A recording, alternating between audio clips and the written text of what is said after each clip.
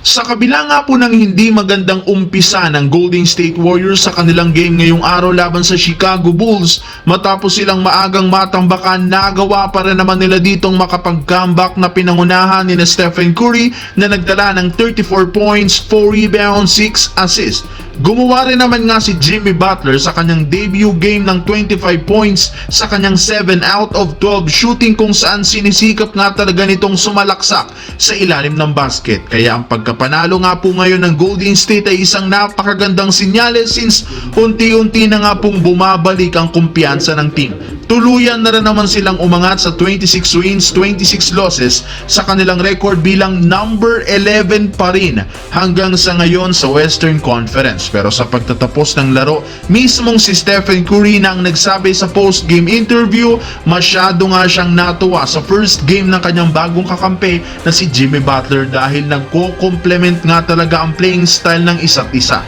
Kung siya nga daw parating gumagawa ng tira sa long range, si Butler naman sinisikap na sumailalim sa basket at kumuha ng mga foul at free throws. Kaya bagay nga talaga silang magkasama sa iisang team, at kapag napasulido ang chemistry, siguradong dapat nga daw silang paghandaan ng ibang kupunan. Samantala, muntika na nga po mga idol ang Los Angeles Lakers na madaya ng Charlotte Hornets matapos nilang malaman na meron palang napakaraming issue sa katawan ng kanilang kinuhang bagong sentro na si Mark Williams, kaya napilitan nga silang ibalik ito at kunin muli ang mga players na sina Dalton Keunig at Cam Reddish. At dahil sa ginawang ito ng team, nagkaroon na naman sila ng panibagong problema sa kawalan ulit ng isang legit na big man para kina LeBron James at Luka Doncic. Kaya kailangan nga talaga nilang kumuha ng bagong sentro sa buyout market. Pero hindi na naman dapat mag-alala dito ang mga fans, dahil marami rin naman mga big man na available ngayon,